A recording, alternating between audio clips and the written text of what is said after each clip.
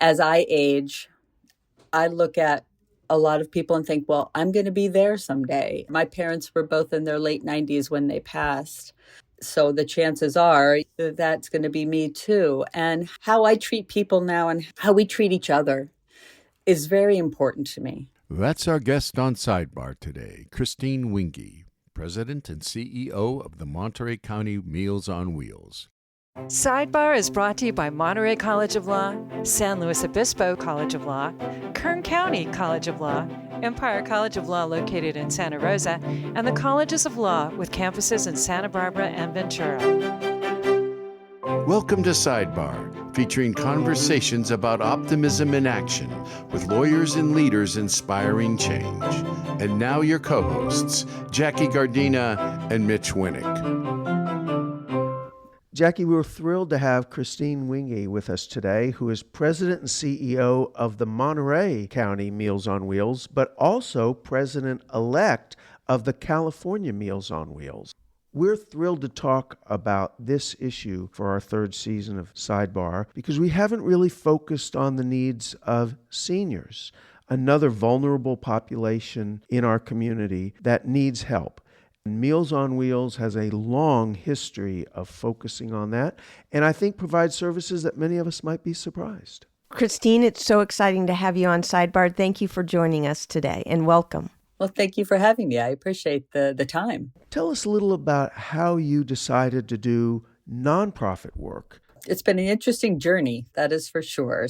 I'll start back in about 2016 when I really wanted to learn nonprofit accounting. My dad was an accountant, and I always felt like it was a mystery to be this nonprofit. What does this mean? What does this mean? And I understood regular accounting, but I wanted to learn a little more about that. A friend of mine suggested that with my background that I'd be really good in the nonprofit industry in general. My background is as a marriage family therapist from way back when, as well as news. I was a producer in the San Francisco Bay Area for several channels up there.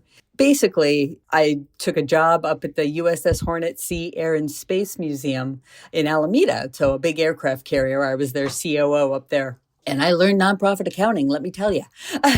So I figured that would be a good entree to come back to this area where I've grown up and went to high school and have known for my whole life. That'll be a good entree to come back and be an ED down here, which is where I started. And when you say ED, Christine, just an executive director of a not-for-profit.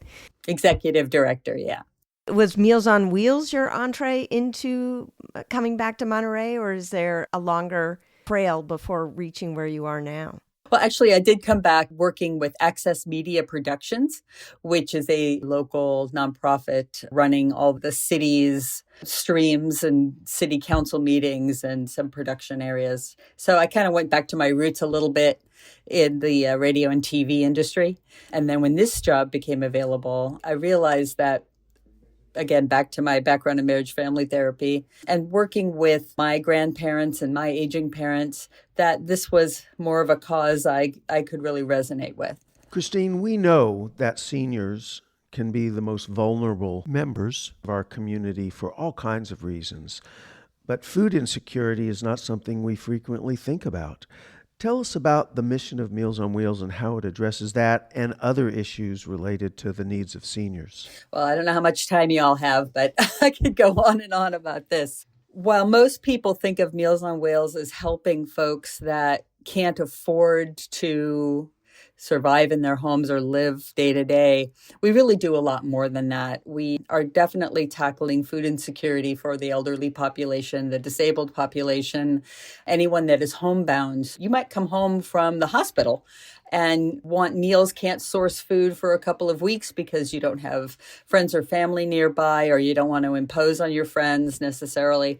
We'll supply those meals to you because that's just part of what we do. It's part of our mission.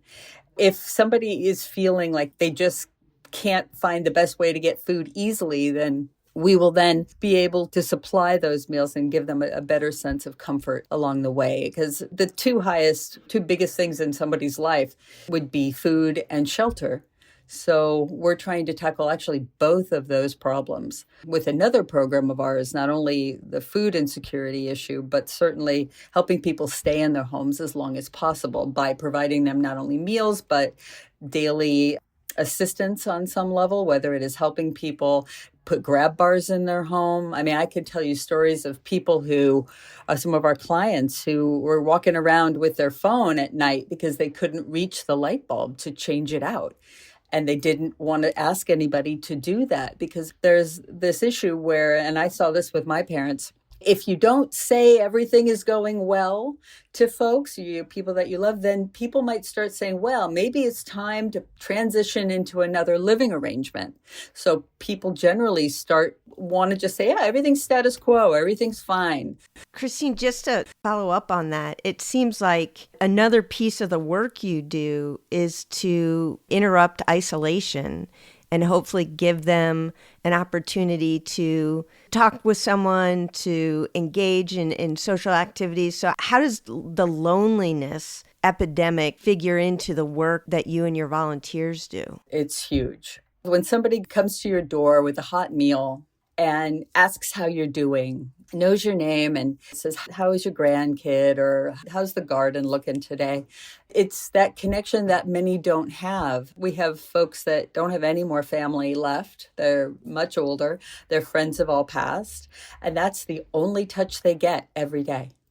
We also find a lot of people who will get to someone's house and they've fallen. They've been in a place where they can't get to the phone, or they've broken a hip. And if nobody answers the door, we'll start our emergency operation where the emergency contact they've given us, if there is one, gets called. We call 911. We walk around the house to try to see if there's a way we can see that person. And every once in a while, somebody will call and say, oh, I got a ride to get a doctor's appointment. And that is a huge sigh of relief. Unfortunately, what happens more often is that somebody has fallen and we're able to get them the help they need. Or in some cases, they've passed and we're able to let the family know sooner than things had gone a little bit longer. The people who are knocking on the door, these are volunteers from your community choosing to do this. It feels like a big responsibility to be that touch point for someone day in and day out. It's a huge responsibility, and I would encourage everyone to come and take a ride along with one of our drivers. We have some drivers that have been here for 45 years, and we have brand new drivers coming in all the time. We have a very strategic and lengthy training process for people, so we prepare them for what might happen. And then we certainly have backup support after something like that happens, where we make sure that we're contacting them and that they are feeling cared for.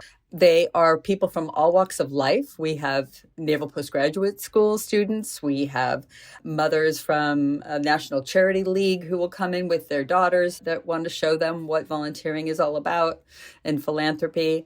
We have just a myriad of people. We have over 600 active volunteers right now. And that's just for your Monterey chapter. That's just amazing for one relatively small community.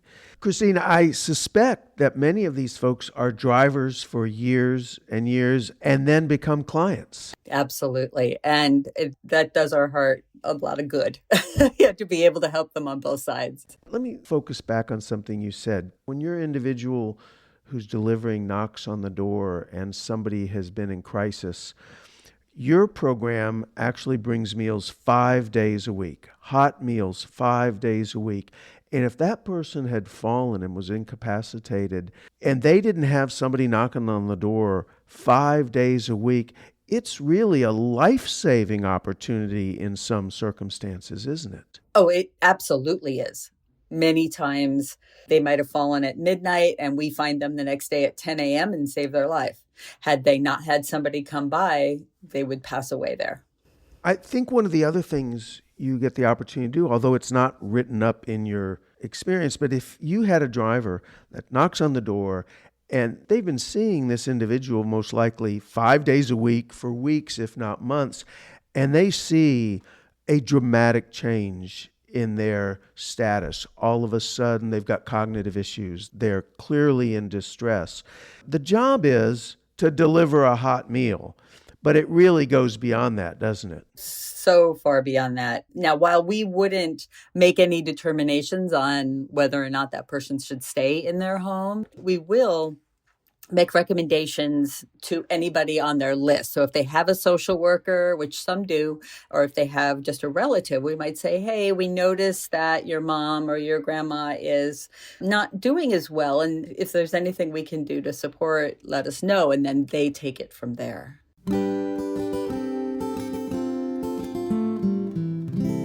Jackie, I want to take a moment to reflect that as we're talking about optimism in action, many of our guests say that they first started thinking about a career in public service while they were still in law school. And schools like yours and mine, Monterey College of Law, provide an affordable, convenient way for working adults to attend law school and pursue these interests. Classes are taught by practicing lawyers and judges who prepare our students to serve their community in many of the same areas that we are discussing here on SideBar. For more information, go to montereylaw.edu. One of the things that comes up a lot is the reason why we do this work. And there's usually, for Mitch and I, a student that stands out or a situation that stands out as this is why I do this. So when you look back at your time at Meals on Wheels, is there a story or a situation that drives you day in and day out? There are a lot of different stories. I just turned 60, and I know that's relatively young.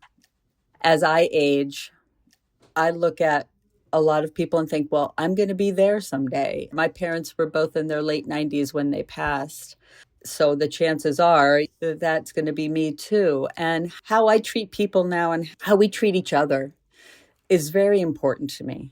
I'm looking forward to the time where I can come and be part of the community center here, at some later date, right? I'm obviously a part of it now, but as a participant, as opposed to somebody that's working here, we need to take care of each other.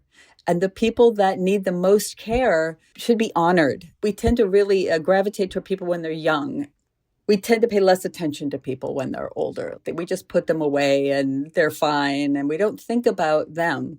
There's a Japanese tradition I've read a lot about where they take care of their elderly. They bring them in. They have them be part of the family as mentors and with all of their sage advice. And I just want that for us too. So the little bit I can do to make that possible, I will do. Christine, a number of our guests have talked about their concern about the origin of financing for their nonprofits. Some of them are absolutely dependent on federal financing that's at risk. Many others have completely independent financing. Talk a little about Meals on Wheels. How do you fund these efforts? You've certainly got hundreds of volunteers, but you still need food, you need a facility to cook, you need to have administrative staff to manage many of the activities you've just talked about. How does that work? We are funded in part through the Older Americans Act, which is federally based, and we get the money through the state of California that runs down through the counties of California to the tune of about $1.5 million a year, and we're about a $5.5 million operational budget. We are well aware that that could change at any time, and as a matter of fact, because Meals on Wheels is a widely known program, it becomes clickbait for any news, quote unquote, news organization that wants to say, oh, we're getting rid of Meals on Wheels now. Well, they're really not. They really haven't touched Meals on Wheels at this point, but they could. This administration absolutely could. In which case, what we're trying to do now is shore up our reserves by moving into more of a business model where we will sell meals to other nonprofits in order to replace the funding should we need to at the federal level. Give me an example of a nonprofit seeking meals from you. We work with the charter school right now. We work with Sun Street Centers, the YMCA. We have a small markup we charge, and they love our food. It's going to take a while to build up to the $1.5 million number, but anything helps. And it's partly why we're building a second kitchen so that we can not only serve more home delivered meals and more people, more clients, but it's also to help us in that regard so we become more self-sustainable. And is this something that's happening in Monterey County? Yes. Well, it's happening with us. With you, so it's not a business model that all Meals on Wheels have adopted. It's something that you're trying out to see how it can help fill the coffers. That's correct. We are all independent, Meals on Wheels. We have a national organization of Meals on Wheels America. They are more of a lobby firm for us. We all act independently. We all have our own logos. Some people work through churches. Some people work specifically with Area Agency on Aging. Most do not have kitchens. We have a kitchen. I'd say about 25% of Meals on Wheels across America have kitchens, and we're one of them.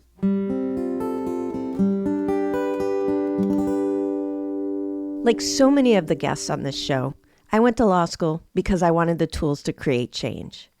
If you have that same passion and you want to develop the necessary skills and knowledge in a nurturing environment built for working adults, join us at Colleges of Law with both in-person and online learning options. Take the first step to building a better future for you and your community at collegesoflaw.edu.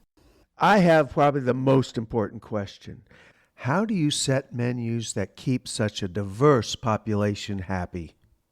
What's interesting with that is we send out surveys, I think every quarter, if not more regularly, to all of our clients, whether they be school children or home delivered meal clients. And we ask them, what do you like? What don't you like? What can we do better? Mostly, the seniors want beer and chocolate. They love the food, but could we add some beer and chocolate?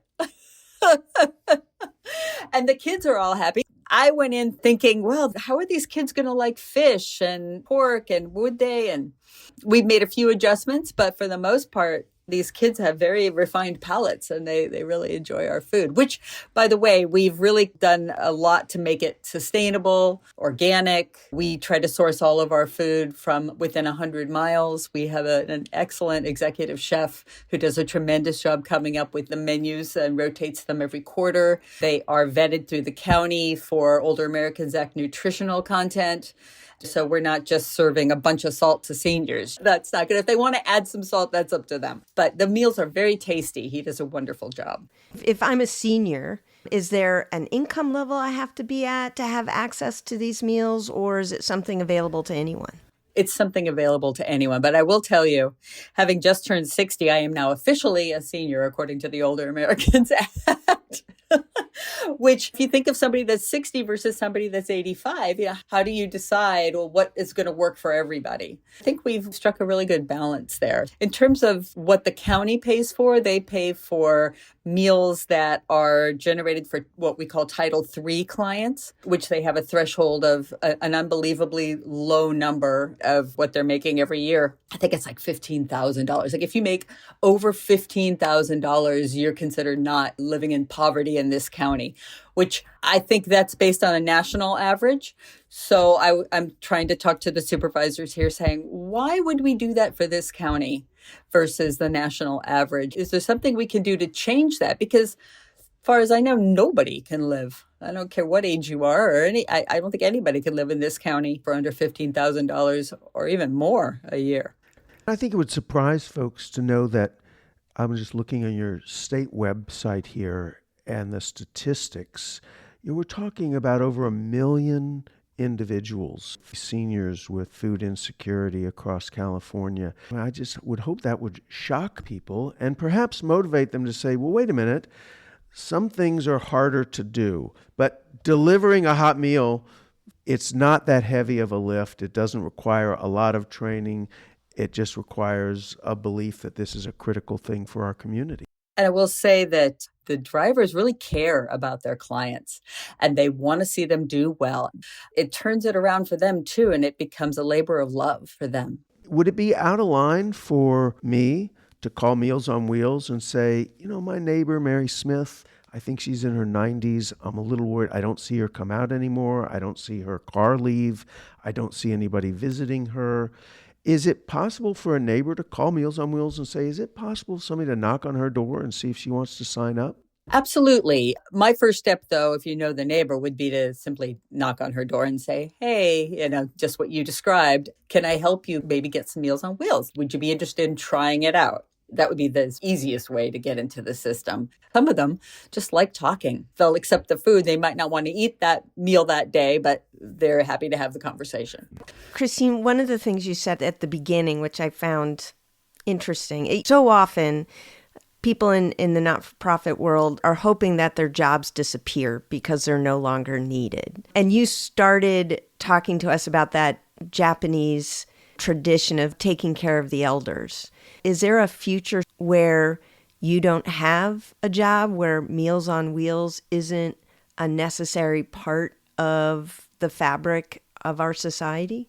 I definitely think that that's a possibility, but we're going to have to think differently about how we are taking care of our parents, our grandparents, our neighbors, our community. We have to change our mindset in order to do that. And it's everybody. Christine, thank you so much. We've learned more about Meals on Wheels. There was no doubt in my mind that you'd be able to help us understand it and help us understand why it's important for the future as well. Thank you for what you do personally, and very much thank you for what Meals on Wheels does. Christine, thank you so much for coming on the show. Thank you, too.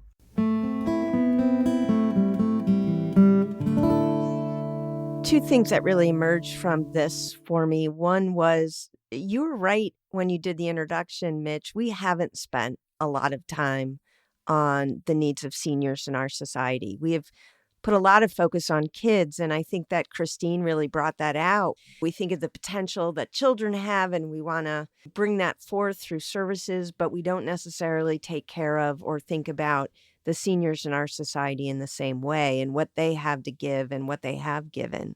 So I thought that was a really important piece, and had me thinking about other potential guests like the Gray Law organization in Ventura County that specifically exists to provide services for seniors.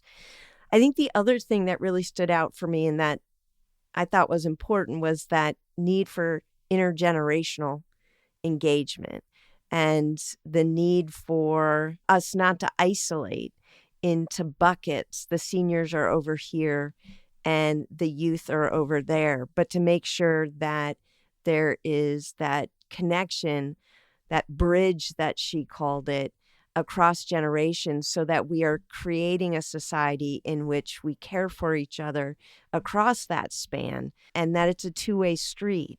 Jackie, I think those are all excellent points. And Christine also reminds us that it is so easy for the elderly and the seniors in our community to essentially become invisible. We forget they're there. They don't speak up. They cannot be advocates for themselves many times, and they're isolated. An organization like Meals on Wheels bridges all of those issues. They're there many times, 5 days a week. They bring them hot meals. They talk with these individuals. They're the eyes and ears in case they need additional help. It's just one of the most extraordinary organizations across communities in California and across the entire country, and I was thrilled to learn more about it. Once again, I want to thank everyone who joined us today on SideBar. And as always, Mitch and I would love to know what's on your mind. You can reach us at sidebarmedia.org.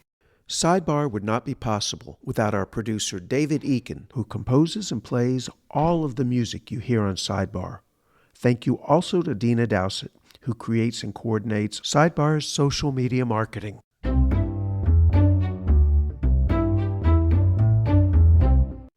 Colleges of Law and Monterey College of Law are part of a larger organization called California Accredited Law Schools.